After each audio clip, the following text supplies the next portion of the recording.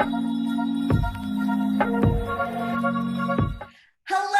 and welcome to Lexi's Healthy Dynamic Life. I'm Lexi and I'm so excited to be able to be here with you today and be interviewing a very, very special guest, Dr. Areli Cuevas-Ocampo. She is a fabulous, gorgeous, beautiful woman. She is a pathologist, a neuropathologist, and certified in plant-based nutrition, a raw vegan enthusiast and educator, just a strong influence on Instagram and social media, and is here to change the world.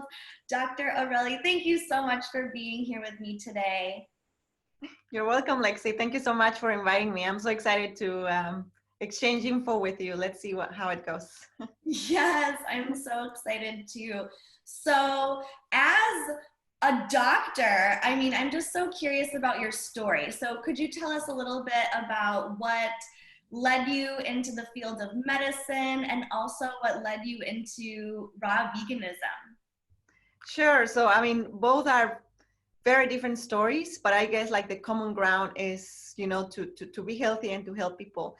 When I was growing up, I remember my grandmas complaining a lot about like their legs, their joints, everything was hurting, or my diabetes problems, things like that. So I was like, I'm gonna cure you, grandma, so that's something. Another thing that I've shared in many other interviews is that when I was 6 years old, my mom passed away when she was in her mid 30s due to breast cancer. So, I barely remember some things growing up with her, but like the memories are always like she was in bed, right? Like the last couple of years or the last year, basically. So maybe that subconsciously affected me to pursue a medical career, trying to help people, trying to discover the cure of things. So that led me to medicine. And then that confirmation of studying medicine came when I was excelling at biological sciences, chemistry, biology, health sciences, and that led the path to medicine. But it wasn't until I finished medical school that I became interested in plant-based diets. So basically, I studied medicine in Mexico, and in my fifth year, which is called internship, all Mexican students have this mandatory fifth year of training inside the hospital. We live in the hospital, we barely sleep. So I gained a lot of weight. And then at the end of that internship year, I went into the 6th year of medical education. That's the duration of the course in Mexico. So in the 6th year, I went to a social rural community. It's called the social service. So you pay back because medical education is free in Mexico, relatively free. So I was serving a rural community, and the attending at that little clinic, besides being a doctor, she helped her patients losing weight. And I said, you know what? I gained a lot of weight in my internship. I want to lose weight. So she recommended the Atkins diet, which is similar to the paleo diet, eating animal products, all protein, every, meals like breakfast, lunch, and dinner. So just meat and cheese and fish and all that stuff. So I did that for a year, and it helped me to lose weight. But I wasn't feeling at my best. I didn't have energy. I ran, so I didn't have energy for my runs. I was always depending on coffee, like 2 or 3 cups per day. On top of that, I was a resident, a medical student, so coffee was like a plus meat was that combination until after that year that I achieved my goal of weight loss. I realized this is not sustainable. I don't feel great at all. And little problems that were always subtle. The cellulite was always there, the acne, the oily skin, problems that I neglected. I was like, maybe it's all the the processed meat like hams and very salty, very greasy. So I said, well, maybe there is a reason why I have acne problems.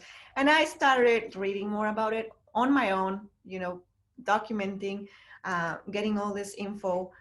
And I came across vegetarianism, and I realized that was a more sustainable way of living.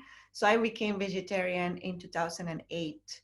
And from there, I was watching YouTubers like in the early 2000s. I remember Dan McDonald, the Life Regenerator, Freely the Banana Girl, Durian Rider, all these ex-vegans or ex-raw vegans. Now they're vegans, but I remember Dan still is a raw vegan. fully raw Christina, like all these influential people. And then one thing led to the other. Okay, where these people learn from? So I went to their sources and I became more interested. And I knew about raw veganism since I became vegetarian, but I never implemented it on myself. I thought one day I'll do it. So after my vegetarianism, I became vegan after watching Earthlings. And that, that was like the breakpoint, like no more dairy, no more eggs, because those were staples as a vegetarian. So I've been vegetarian since 2013. So basically plant-based since 10 years ago, more than 10 years ago, and raw vegan since January 1st, 2018, because in my last years of veganism, I realized, you know what, I know raw works because I was back and forth, cooked raw, until my body said, and my own conviction, this is the way I want to live. I see the evidence, people who are living this way, they're just exuding wellness. The all the information that I have in my brain in terms of inflammation, how food affects our genetic composition, our bodies, every single element in our bodies is, coming from the external. All the ingredients that we put in our bodies make up ourselves. So I said, enough is enough. I'm going raw and let's see how it goes. At the time, I never expected to be like an influencer or anything like that. I did it for myself, for health and ethical reasons, obviously. But one thing led to the other. I never imagined I will be like, oh, like the YouTubers that I learned from. So, like combining my vocation, I guess, my calling of helping people heal, and now realizing that, wow, this is a lifestyle factor, that we can modify, that we can influence our health outcomes based on what we eat. But there's a lot of confusion. So I think it's super important, even though it's so simple for me, it's just like second nature. Like it doesn't make sense to me to make like a thesis out of the logic behind raw foods, but people don't get it. People are still afraid of watermelon, So even though it sounds like I always talk about kindergarten lessons when I'm explaining, yeah, watermelon has protein, but people need to hear it from a doctor. So here I am. Yeah. Thank you. I appreciate that. And has it been difficult at all negotiating the world of medicine with your understanding of healing through diet? Of course. All my life, I've always been a minority. So I don't feel strange to being, uh, of people not believing in what I say, or people discrediting, or people not paying attention. So that's make me like more stronger, I guess. And then now more resilient, like, okay, this is another situation where the majority is blinded to the truth. I'm not saying that I have the truth or that I'm better than anybody else, but it's just like, yeah, where the crowd follows, that's probably not the truth.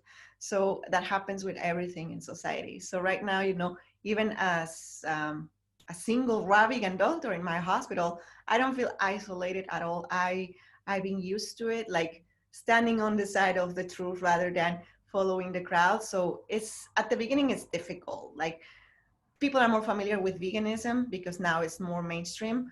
But when I was a raw vegan as a fellow, I was in San Francisco doing my neuropathology training. At the beginning, when I made the commitment, I had to get used to the strange looks. I was like with my Tupperware of chopped cantaloupe, or oh, what is that smell of bananas? All the time that I come to your little cubicle, it smells like banana. So things like that, but again, I've been used to being judged by the things that I do all my life, so it's okay. Yeah, I guess the more difficult thing is trying to convince the medical establishment to, hey, take a look at the diet that we are offering to the patients, take a look at what dietary recommendations we give them. So I guess, little by little, I trust the timing, and when the time comes, I'm just preparing myself for something bigger. So I think in the near future, maybe I will have more role in changing the system. So let's hope for that. Yes, I hope for that too. That is amazing.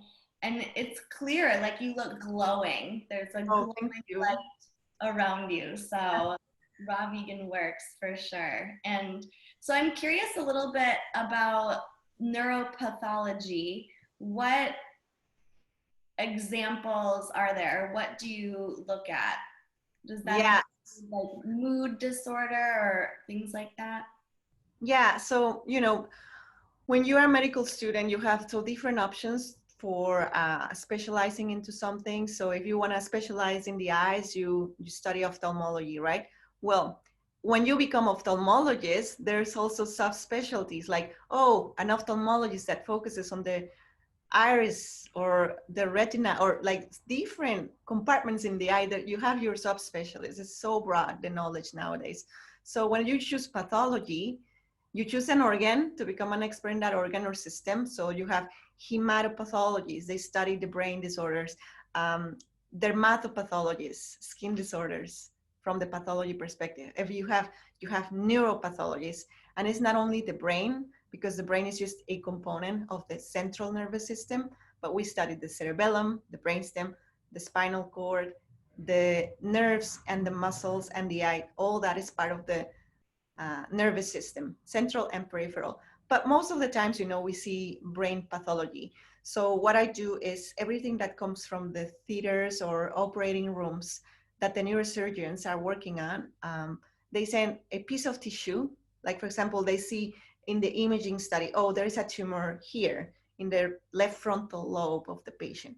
Okay, let's send it to the pathologist at the time of surgery. So they take a small piece. My techs in the lab cut it in the microscope. They prepare a single slide for me. I put it in the microscope and I tell them the diagnosis right away. So, or at least an approximation, so they know what to do in that surgery at that moment. So if it's lymphoma, they stop surgery, they give treatment. If it's infection, they stop surgery and they give antibiotics. If it's tumor, they resect it depending on the tumor. So my role basically is that during the day, if a patient dies and if they donate their brain for research or some neurodegeneration project, or just the medical doctors want to know what was the cause of death, it was neurological or not, I examine, like there's specific changes for Alzheimer's, there's specific changes for Lewy body dementia, amyotrophic lateral sclerosis, Huntington's disease, all these neurodegenerative diseases, which are rare, but are there. And all of them have different manifestations. So for example, Alzheimer's disease, like latest stages, you have atrophy of the temporal lobes and then the frontal, etc. Where in corticobasal degeneration, you have atrophy of different lobes of the brain. So we know by, studying multiple cases of the same disease, what to look for when we are presented with different cases. So it's basically making a morphological and microscopic assessment, and also using molecular genetics to study the different signatures of diseases to achieve the right diagnosis. And we, the pathologists, not only neuropathologists, but dermatopathologists, gastrointestinal pathologists, are the ones who are behind the scenes doing all this work with the tissues, and then we just issue a report, and then the surgeon comes with the report and deals with the patient. Oh, your report says you have this type of cancer. So we are actually the ones who make the diagnosis most of the times. So how does it have to do, or what my career has to do with a plant-based diet? At the moment, not much, because I cannot transpolate what I know about diseases and diet unless I am the treating physician for that patient. But since I'm a healer naturally, I guess I don't have to rely on the medical system, on that structure, because that's not my job. I just do diagnosis. I don't have to rely on that to talk about, like, what, we're seeing a lot of diseases that are easily modified by the lifestyle factors and how we live our lives. So I guess, having the medical credentials give me the authority to talk freely and put on the table, the discussion of these topics. So yeah, that's, I guess that's a relationship between what I do in terms of the brain and plant-based diet. Awesome. Yeah, I was curious because before I found a raw vegan diet, well, first of all, I was overweight. That's the primary reason that I found raw veganism, but I also was really depressed and suffering from a lot of anxiety, and it had been going on for years. I saw behavioral therapists and dialectical behavioral therapists and CBT and all of these avenues of talk therapy, and then was prescribed medication, and it just didn't seem to address the issue. And when I went on a fruit-based raw diet, I was just amazed that the first day I felt like this fog had been lifted. Like the weight of the world that I'd been carrying on my shoulders for years was like not there anymore. So I don't know what you think about addressing mood disorders or even neuropathological disease like Alzheimer's or dementia with raw food, or if that's even possible. Oh yeah, well, it's for me, as I'm telling you, it's so clear as water. But for people who want to think like everything has cause and effect, like for example, what is the cause of rabies? Well, a virus of rabies. What is the cause of I don't know, like pneumonia? Well, streptococcus. So we have this very reductionist way of thinking where there's a single agent that causes a disease. And I mean, that's a very archaic way of looking at things. And now medicine is being more inclusive and more in the acceptance of, diseases are multifactorial, and most of our chronic conditions nowadays are multifactorial, and they can be attributed to lifestyle factors. So that context is just to give you like the scenario for my answer. In terms of mood disorders, depression, affective disorders, morphologically, from my standpoint, there is no like, oh, this pen is twisted this way, so probably that's depression. And if it's twisted this way, probably that's schizophrenia. There is no morphological manifestation of those diseases.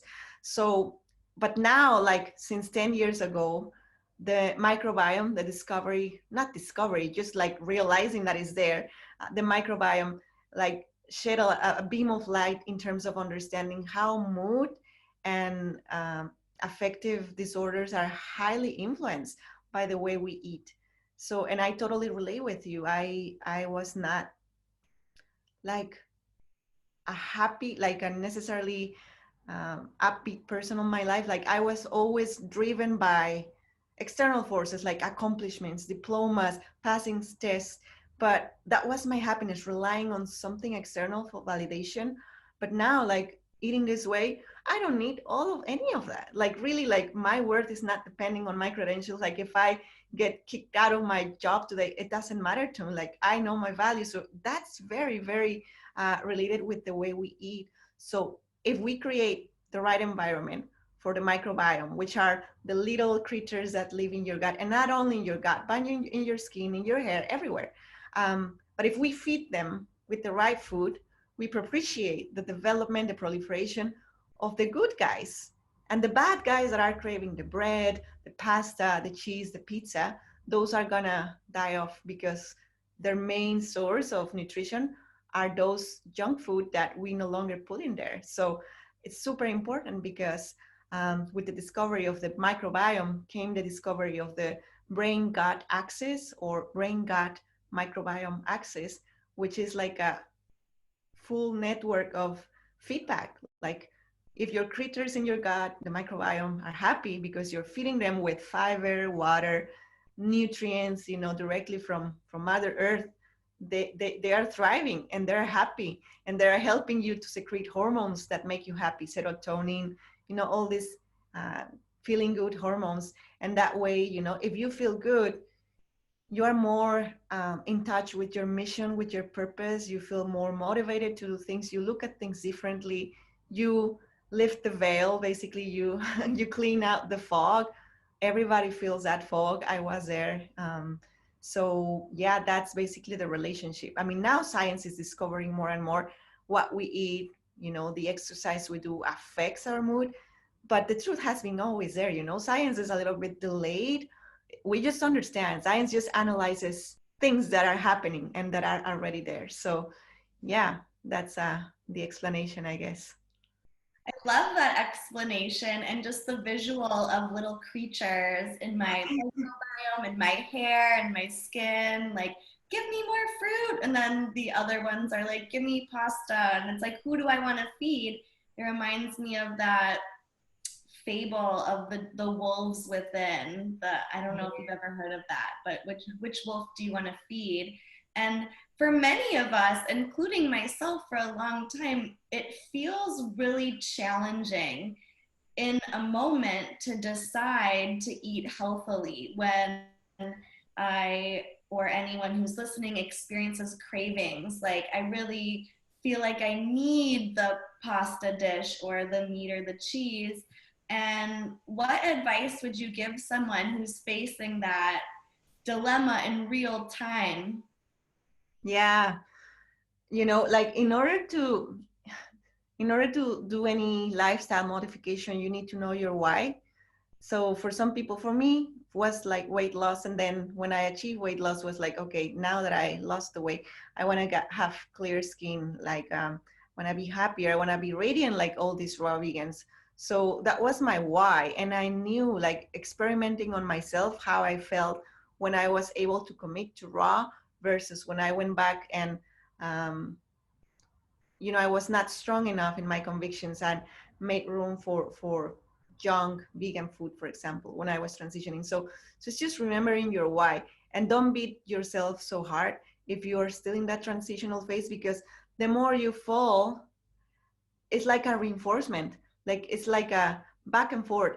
It's not linear, our growth in raw veganism. We have to remember what we did wrong, so we experience the pain, right, of not going in the path of raw.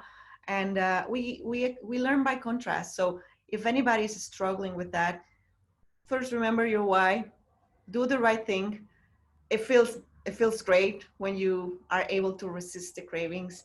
I guess the more you are able to stick to it, the cravings are gonna disappear, because some bad habits are hard to die, but there's specific timing for that. So if you're able to sustain being raw for 3 days, the fourth day is gonna become easier, the fifth day easier. And to form new neurocircuits in your brain in terms of new habits, probably stick to a month, and then it will be easier, and probably you're gonna fall back, but it's gonna be easier to recover. So it's normal, going back and forth, but try always to go more forwards than backwards. That's really good advice. Thank you for sharing that, because I think, especially in the weight loss world, we can really beat ourselves up if we make an oops or a mistake, and it's like, oh, well, I ate a vegan pizza or whatever, so I'm just going to give up altogether. But it doesn't have to be like that. It can be, like you said, a learning experience to say, wow, my belly does not feel very good. I'm going to avoid that in the future by choosing something different. So I really appreciate that advice. And you mentioned earlier, like I felt a lot of physical pain as well. I don't know if you can speak to this as far as the neuropathology. Yeah, sure. So in terms of what we eat, it's again, let's divorce ourselves from our reductionist way of looking at things. So many people, you will have no idea how many messages I receive. I have a pain in this finger of my right hand. What is a good vitamin for the nail of, it's an exaggeration, but people don't realize that everything matters. Like, if I ate half of a watermelon this morning, all that hydration, all those carbs, the nutrition in the watermelon, the antioxidants, they're gonna go in my bloodstream, and they're gonna go to all the little corners in my body. So in terms of pain, if we wanna heal pain, chronic pain, get used to this lifestyle that is the least inflammatory way of eating. I mean, if you put processed food, if you go for the craving, not because you crave them and you think you need them, that means that your body needs that for nutrition. It's just the craving, the bad bugs. But if you opt for the less inflammatory choose food choice, like, okay, watermelon for breakfast. All right, probably the first couple of days, you're gonna feel like I'm missing something, and that's normal. In the raw world, you never get that numbness. You never get that like stupor or comatose state after eating, right? So just getting used to the lightness feeling. One thing is under eating, which is another topic, but as soon as you get used to the volume, the water, you will realize that all that hydration is necessary for reaching all these little corners. And I refer to the joints. I'm a runner, and I know how I feel when I was eating a high raw diet. Um, the pain when I was training for a marathon, the pain was intense, and I could barely, start moving the next day because I was so stiff. And it's just the processed food. Like the processed food steals energy rather than helping us heal and repair, steals energy to get digested. But if you filled your body with the least inflammatory foods, which is hydration and fiber rich and nutrient rich raw vegan fruits, basically, that's going to help your body to actually redirect that energy to the areas that need repair, and you're going to be more lubricated. Just think about it. Like, how do you want your joints in your knees to sound and to be formed? By bread? Like, what bread is, if you could inject bread in your joints in your knees, what's going to cause? It's going to cause obstruction. It's going to cause stiffness. If you inject juice of a watermelon, more lubrication, more water, more cleansing. So that's I guess like a good analogy to explain why it is important to eat this way in the long run, to avoid and diminish and sometimes get rid of chronic pain. I love it. You're full of just the juiciest analogies. And it's such a good illustration for someone like me who doesn't have any medical background or even just science in general. And I can talk about the science, the cytokines, the interference, the complement system, and the native immune response. At the end of the day, like the simple terms that the naturopaths use, mucus forming, acidosis, those are the terms that people refer to. I refer to it as inflammation. So it doesn't matter if it helps you understand, in a very simple ways, that's what happens. And you don't need to understand a thesis of inflammation to realize it's better to eat watermelon for breakfast than a donut or a bagel. Mm-hmm. Absolutely. And for someone who might have never heard of raw veganism or might not have ever even entertained vegetarianism or veganism, how could we explain in simple terms what's going on, why they might be gaining weight, why they might not be feeling their best, and why moving towards a raw vegan diet is the solution, or a really, really good solution?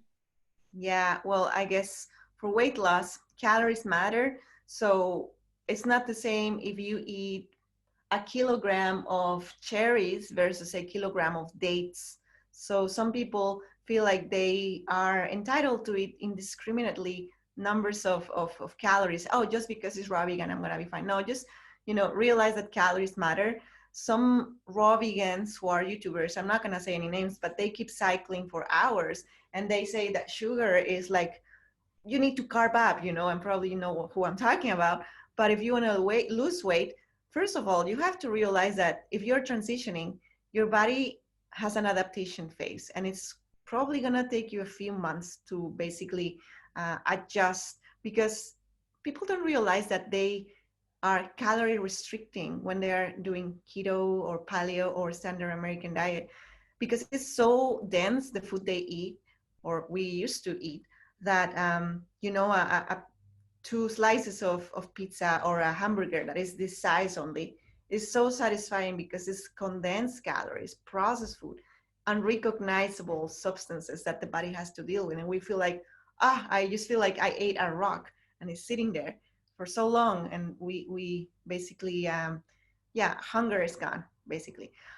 So for people to understand that they have to learn the process, and they have to figure out how their body works, but they have to trust it. So if they're not cheating, if they're eating raw, but if they're not losing weight, well, maybe it's because in the past you undereat, and now you are put in the right calories, over 2,000, right? If you are moderately active, over 2,500 if you are active. Um, no matter your size, I'm a petite woman and I eat like 25 to 2,800 calories per day. And, you know, my weight is fine, but I exercise as well. So it's just understanding your body, you know, the adaptation phase, understanding that you need your calories, understanding that your body has to take a little bit of time to understand that, to trust you. Now you're feeding your body with the right amount of calories, the right ingredients, and now your body has to readjust a little bit, and then you're gonna start losing weight. Understanding the calorie density in fruits, it's not the same as eating grapes versus dates. It's not the same eating watermelon and bananas. You know, you have to understand a little bit how calories work. And if you want to lose weight, you know, just spend more calories than what you eat. You can add more greens, you can add more veggies like watery veggies, or it's actually a fruit, cucumbers, zucchinis, less sweet fruit for your salads, less fat. That's a very important principle, right? High carb, low fat. That's that. And in terms of so weight loss was one question, and the other one was what? Um, just how would you explain why raw vegan is the answer, if that's what you're saying, for losing weight, for healing the body of pain and all of these diseases? I mean, especially in the US right now, like high cholesterol, heart disease, diabetes, it's become a new normal. And I think people might have forgotten that these are reversible and aren't necessarily inevitable, even if someone comes from a line of family members who have also had this disease. So, I mean, like before I started doing some research for weight loss, I had never even heard of raw veganism, and I kind of stumbled upon it by accident, by trial and error. So,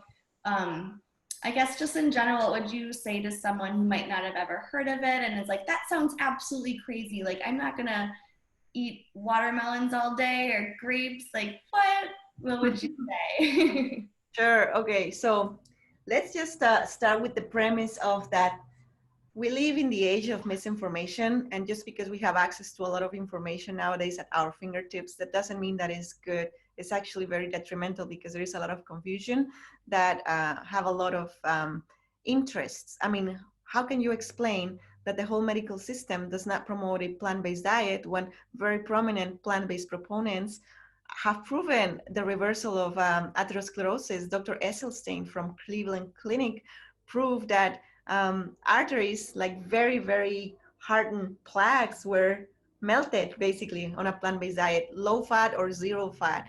So if people have not discovered all these studies, well, it's important to start not reading scientific articles, but more like um, public friendly delivery of medical information, like Forks Over Knives, Fat, Sick, and Nearly Dead. That's a documentary, you know, like documentaries that are proponents of a plant-based diet. So that way you are erasing the bad info, because all of us have been programmed to believe that certain things are good when they're not. Like back in the 1800 years when there was slavery in the US, who would have thought that slavery was bad, right? Everybody was like, if you were a landlord and you had, you know, your slaves, and if you were a white man and you had your slaves, right? That was normal, and nobody looked at it bad until Abraham Lincoln and all, you know, that movement, abolitionists.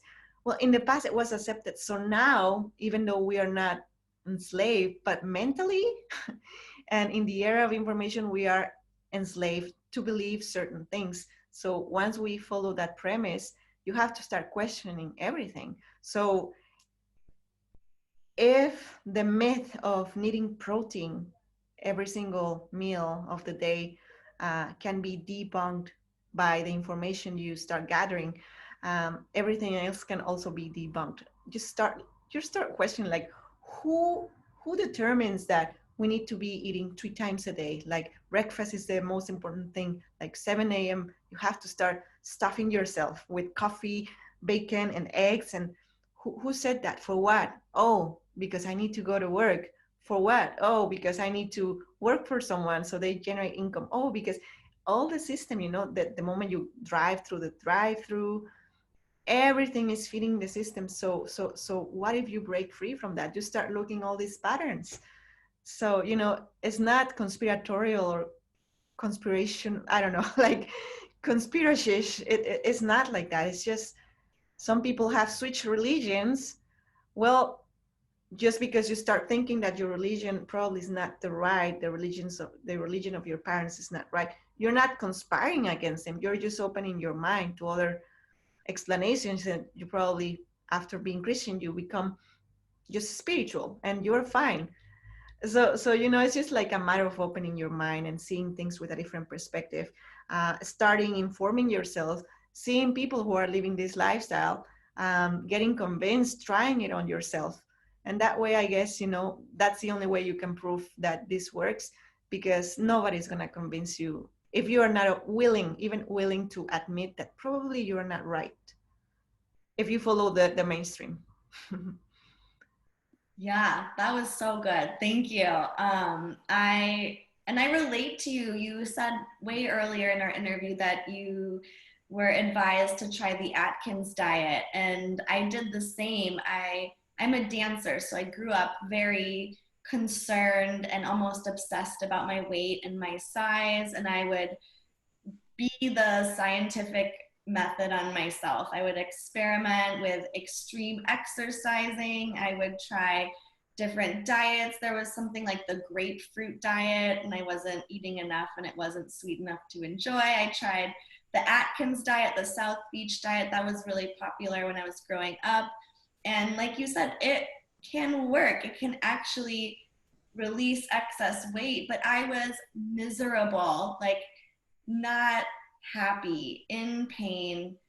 And what I've experienced on a rawvegan diet and lifestyle, it's like, can't even describe it. It's just a completely different level of living. And that's why I think, people like you and on YouTube and on Instagram are so excited and passionate about sharing this information. And, I think most of us learned as children, at least I hope so, in school, that fruits are good for you. Like, eat fruit, eat your veggies. And now when I say, like, you guys, I eat a lot of fruit, they're like, what? No, you can't, you need protein. So, like, how did we come to be so obsessed with protein? And why is it the end of the world if we're not eating protein dense foods? Like, what do you have to say about that? Yeah, I think the history of being obsessed with protein is after, I forget the years, but one second, I don't want to be wrong about what I'm saying, but there's two researchers in particular that went to Africa, and one discovered the lack of, like, basically the children in Africa were malnourished, right? So Kwashiorkor, that's the last name of this scientist. It's not finding it. One second. Kwashiorkor, I think. Kwashiorkor is a form of severe protein malnutrition characterized by edema and enlarged liver and fatty infiltrates. It's caused by insufficient calorie intake, and most of it is insufficient protein consumption. And that distinguishes from marasmus. Marasmus is basically lack of carbohydrates. So I don't know if you can see, this is an image of a patient with kwashiorkor, and that's an entity due to the lack of proteins. And that was basically published in the 1930s. So I guess that's the main reason of our, 1930s. Think about First World War and then Second World War. After all those catastrophes at the societal level, whoever won the war, like all these like corporations, etc., their interests were like, okay, we just came out of a war, let's control the system and put emphasis and interfere with our guidelines. And okay, you need protein, So I don't know exactly like the reason, but I think that's like a main landmark in terms of where this myth, like we need protein so we don't end up protein deficient, came from the 1930s. And then from there, we had all this constant uh, bombarding of propaganda that you need protein, you need protein. I really don't know about who is behind this propaganda, but I guess many people have made a lot of profit out of this. So you just need to start questioning, like, if it's so pushed, what is the reason behind it? Yeah. And on the opposite, so pushing the protein, we've almost experienced a fear of carbohydrates. And now, well, it was the Atkins, South Beach, the paleo, and now the keto Yeah. diet is so prevalent. I go to my dentist, she's trying the keto diet. I go to the store, they're all trying the keto diet. And so there's almost this fear, I think, around carbohydrates. And it's really interesting. But don't we need carbohydrates to function? At the end of the day, what they're doing with the paleo and the keto is bypassing the straightforward metabolism of carbohydrates. Because if I eat a watermelon, and I'm sorry with my watermelon obsession, but it's just like a constant reminder I have here. If I eat watermelon, it's just fiber, water, and carbohydrates, simple sugars. So they're going in my system. I'm not going to have a spike of insulin or carbs because the fiber and the water is delaying the absorption. So in this watermelon, it's not only carbs, there's also a little bit of protein in there. There is also just a tiny bit of fat, but it's not that this is isolated only carbohydrates. It's everything in there. Not everything, you know, that's why we need to eat a variety of fruits and vegetables. But yeah, it's again the reductionist way of separating things. Oh, if I do keto, you know, I'm avoiding carbs. And the carb fear came out of like people people cannot make the distinction between healthy sugar versus stable sugar, which is unhealthy refined sugar. Anything that underwent different steps in order to reach your table, to reach your plate, if it passed through two or three processes, that's basically a processed food. So for example, pasta, well, they need to harvest the wheat, for example, and they need to heat it so they can release the germ. And then they, yeah, blend the whatever they get. I don't even know how they produce flour. But at the end of the day, you know, the flour, the pasta is underwent two, three, or four processes. That's already processed food, regardless of its quinoa, organic, brown rice, you know, it's processed food. So yeah, it's I don't know, it's just having that awareness, you know, that not being reductionist, not isolating ingredients. The keto diet, you know, you're just bypassing, as I was saying at the beginning, that's the idea that I wanted to convey. The keto, you are just bypassing the carbohydrate straightforward nutrition that I get from a watermelon, and you are forcing your body to utilize energy in order to transform those fats into sugar. That's the end product of the nutrition that a cell needs. So yeah, you are spending more energy trying to get sugar out of that fat, and that's why you lose weight, because you are isolating. And first of all, the ketos, yeah, they're healthier than the ones who eat standard American diet, because they're not oversaturating their bodies with all these strange ingredients, and they are learning to be more selective with their food choices. So they are now like, oh yeah, you know, grass fed, organic. So yeah, they are more aware or more conscientious about their food sources. But at the end of the day, it's just reductionist way of eating. You eliminated everything else, that's why you're feeling better, and you are forcing your body to make sugar out of your fats. And it can work for a few months, a few years, but it's taxating your body so hard. There is no long-term studies that prove that, oh yeah, we have a centenarian that used to be keto eater for 100 years. It's no way. The only ones that we know are the Eskimos, and those people live like 60 years old. They eat like the blubber and, you know, like all this fat fish just to survive those extreme conditions. But we are not in Alaska. We are not. We are tropical species, right? Mhm. Yeah, yeah. Yeah.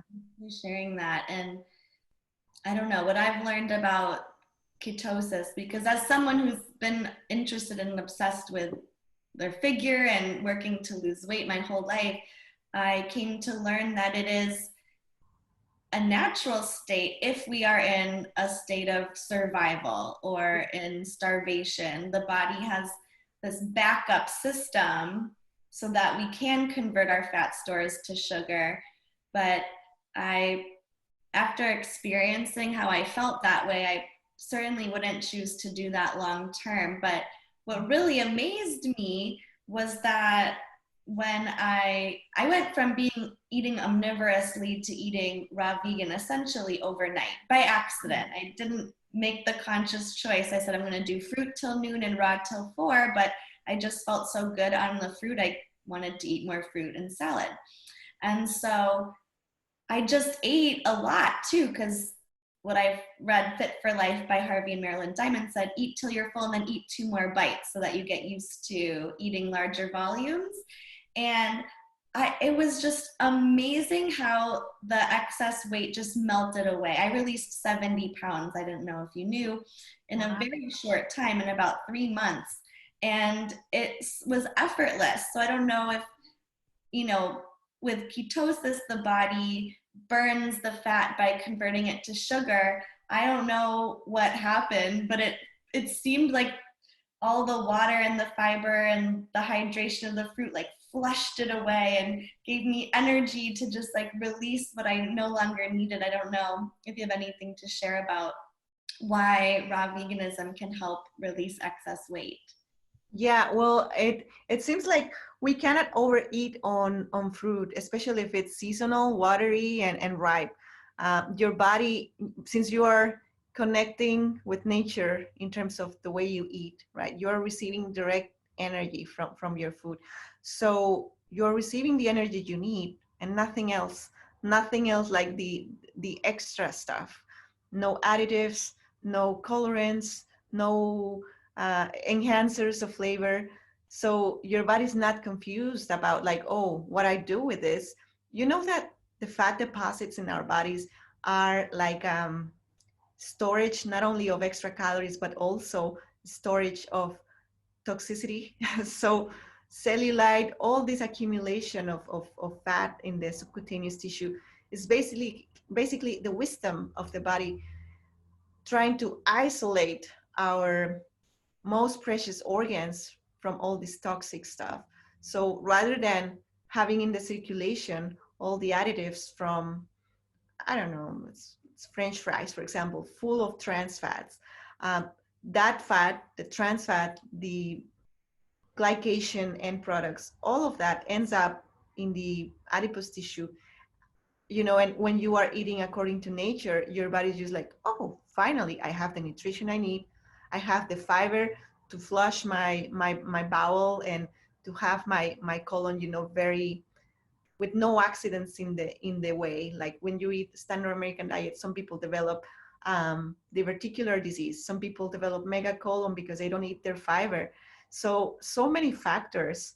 But I guess maybe that will be the answer. Like you lose weight because first of all, you don't overeat on fruit, especially if it's seasonal, juicy, sweet, right for you. You feel the satisfaction of a full meal, and you send biofeedback to your brain like, oh, you know, I already got all I needed. So yeah, I don't feel like I need to eat more. I don't have to do like this binge eating on something else because we are never satisfied with processed food that does not deliver nutrition. It's just an enhancing flavor but no nutrition. So yeah, the fiber is vital, is key. And again, let's go back to the microbiome. We are producing hormones. We are in harmony with our endocrine system. We are not having these crazy spikes of insulin and cortisol. Everything comes into balance. So if we are into balance, there is no way that we gain weight. And if we are overweight, you start little by little, you know, compensating your normal metabolism. You are in homeostasis, which means harmony. And then when you're in harmony, there is no need for your body to be in this stress mode where, oh, I need to gain weight just in case, you know, like people who eat standard American diet, they sometimes punish themselves like, oh no, I'm not gonna eat this time, and they are in this yo-yo eating pattern. So it's just like your body trusts you again, and you're not in this stressful situation, and you basically um, have achieved like the balance, and everything starts to accommodate and fall into place. Yeah. Yeah, it's so beautiful. I love all of your imagery and analogies. Like the body comes back to harmony and trusts you, and it's a relationship. I know a lot of people talk about having a relationship with food and with eating, and it just seems like a very healthy relationship to be eating raw plants from Mother Nature, and it's exactly what we need, and it recognizes. And just a couple minutes earlier, you mentioned about the processes. Like every time a food undergoes a process, it becomes one more step unrecognizable by the body. And that just feels so intuitive. It just kind of makes sense to me. I the other day was doing a recipe that said to soak the sun-dried tomatoes. And so the sun-dried tomatoes, were left out in the sun, the water has evaporated. And even when I put water back in, it doesn't turn into a tomato again. It's a different looking substance. It's so obvious. And Yeah. so it sounds like what you might be saying is that processed foods are really the culprit. And it doesn't really matter in what form they manifest, whether it's cooking meat or cooking a vegetable, or I don't know, like dehydrating. Like, what is it? Would you say that's right, that the processed food is really what's causing our disease and our weight gain and our suffering? I think so. It hasn't been proven. Like, if everything has already been proven by medicine and experiments, there were no need for researchers. There were no need for grants to keep exploring how things work. So again, medicine and science is just behind on reality. The truth is there. We're just exploring, discovering how things work. But in my wildest dreams, I think every time we denature our food, if the dose is bigger than what we can cope with in terms of, okay, the liver, for example, says, okay, you're giving me a little dose of venom, I can deal with it. But if you reach a threshold, and if it's every single day, maybe it's just like gaining weight. I start sending these deposits to organs and substances that it doesn't belong to them. So you start with the abnormal accumulating proteins like in Alzheimer's. And it's not a thesis. I'm not explaining this to a scientific community. That's why we have so many researchers trying to find the Alzheimer's origins. But if we follow the common sense, and probably it's a very, very like bold statement from my side, because I'm not proving it from anyway. It's just like my reasoning, my common sense. Yeah, if we oversaturate our bodies with things that do not belong in the body is wisdom. It's like, okay, I'm gonna send it here and there, little by little, and at the end you have all this pile of garbage in your house, which is the cell. What do I do with that? So yeah. Yeah, thank you. And it really does feel like common sense once I experimented with my own self and felt the difference and just noticed, what I crave and how I feel when I eat certain things. So I think that's really good advice, to just try it. Just try eating fruit. And, I thought for the longest time that I would feel hungry and starving and miserable if I ate fruit. I was afraid that it wouldn't fill me up, probably because of my experience attempting this grapefruit diet. I could not eat a lot of grapefruit at one time, and I didn't like the taste, and I just felt so hungry. So that might have been where I created that memory and that thought. But I'm just so amazed at how full and satiated I feel when eating half a watermelon for breakfast or a pineapple. And when I share this lifestyle with my family and my friends and even strangers alike, they're like, I'm like, here, I made you a bowl of fruit. They're like, I can't eat all of that. too much food. I'm like, yeah, like we get to eat all this and it's gonna make you feel great and not heavy at all. So that's like the last piece I wanted to touch on with you, Areli, is because you mentioned that a potential issue is under eating because fruits are lower in calories. And do you recommend that someone who wants to lose weight or someone who just wants to be feeling more healthy track their calories or just eat until they're full, or what would be your recommended guideline? Yeah, so I always recommend to people who approach me, and they want to talk to me. I said, you know what? It's very important to track your calories at the beginning because you have to get an idea what you're putting in your body and how you are spending your calories. Like for example, today for my weight, so there is this app called chronometer.com, right? Without the H, chronometer.com, where it gives you a rough idea of your calorie expenditure and your ingestion. So today I went for a run. I ran for 8 kilometers, 8K, like moderate pace. I'm a runner, so my body already is used to those distances. So probably I burn 300 to 400 calories. For my size, age, and gender, I need 2,500 to 2,800 calories, probably 2,500. And then, if I subtract the 400 burned calories, I have a deficit, right? Out of the 2,500. So in order to keep my homeostasis, my balance, I don't need to eat more than those calories, which is my baseline, 2,500, or less than that, because if I undereat, it's gonna tax my body in the long run. Probably I'm gonna gain weight because my body is getting used to this like restriction of calories. There is a whole other topic about fasting, the benefits of fasting, but just for beginners, I think, it's a personal opinion. For beginners, fasting when they're transitioning into raw veganism is not ideal, especially if you're not trying to overcome a very severe disease. Don't fast, just learn to eat properly.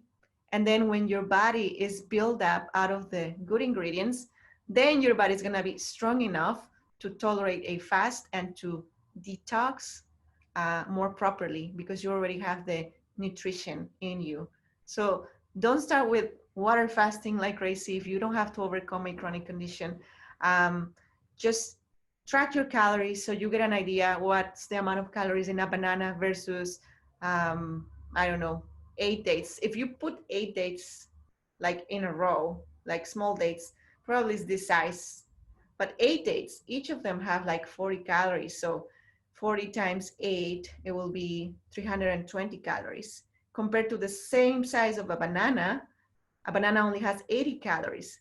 So if you eat 8 dates, this size of a banana, you're eating what, like 6 times more, like if you were eating 6 bananas. So learn to discern, like the volume matters, the calorie density matters.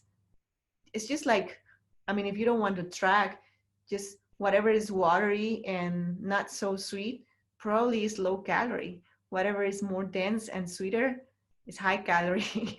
So track your calories. I think it's crucial, especially the first 2 months, to get an idea what you're doing. And then if you want to do like, okay, I'm going to fast for a day, use water. So then you start getting used to it. It's not unhealthy, but I don't promote it, especially if you're beginning with it. Yeah. Thank you so much for your advice, Areli. This has been such a fabulous interview. I really enjoyed talking about the benefits of raw vegan lifestyle and also how that connects to your experience and your career in the medical field.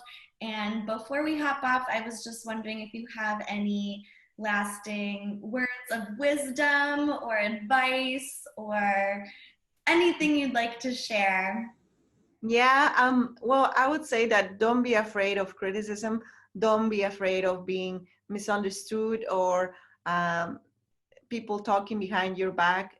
People are gonna talk about your choices, whatever you do. If you choose like a red dress, oh, why you didn't choose the blue dress? Like it's always, you're not gonna make the world content with your choices. So it's your body. It's not your husband. It's not your wife. It's not your children. It's not your parents. It's your body. And if you are in the age of making a consented decision, if you're paying your bills, if you're doing, and if you believe in this, if you have enough information to make this decision, just do it, give it a try. And even with your own transformation, if people don't follow you, don't be surprised. They don't have to follow your path. Don't try to convince anyone. It's your personal journey. And I'm talking from experience as a medical doctor and as an overweight adolescent. And in my internship I gained a lot of weight. People don't believe me that the way I look is because obviously lifestyle factors, I run and everything, but it's because the way I eat, and even my own family members don't believe this. So don't be surprised and don't be afraid of being, well, not rejected, but not applauded when you choose this lifestyle. You're gonna find some friends that are no longer friends, but you're gonna gain friends that or the family, the soul family that connects with you. So it's a gain. It's a gain. You gain your health, you gain your vitality, you prevent diseases. And in the long run, probably after a year, after a decade, your family is going to make the click, or your loved ones. And they're going to say, oh, I remember how you used to be. And now you're a super healthy superwoman or superman. What did you do? Well, I'm telling you every single day. But yeah, don't be discouraged. You don't need the approval of anybody to do this. That's beautiful. And I completely agree wholeheartedly. So I just want to thank you again, Dr. Areli, for taking the time and sharing all of your wisdom. It's much appreciated. You're welcome. Thank And you for inviting me. I had a lot of fun, really. Thank you for your questions. They were really good. thank you. It's been such a pleasure. And I want to thank everyone who has chosen to listen to this interview. And I wish you all a happy, healthy, and dynamic day.